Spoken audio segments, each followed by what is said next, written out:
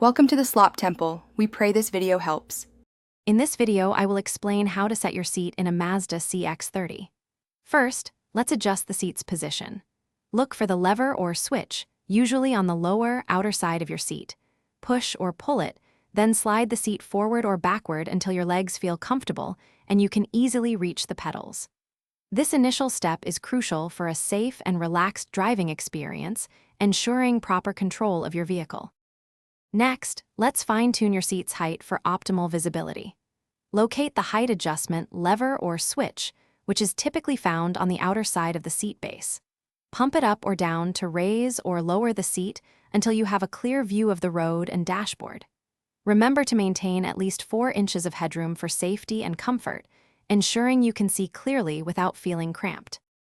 Now, let's adjust the seatback recline and lumbar support. Find the recline lever, often on the outer side of the seat, and lean back or forward until you find a comfortable angle. A slight recline, around 100 to 110 degrees, is often ideal for long drives.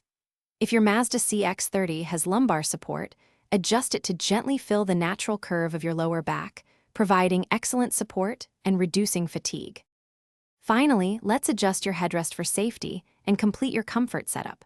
The top of the headrest should be level with the top of your ears or slightly above to provide proper whiplash protection.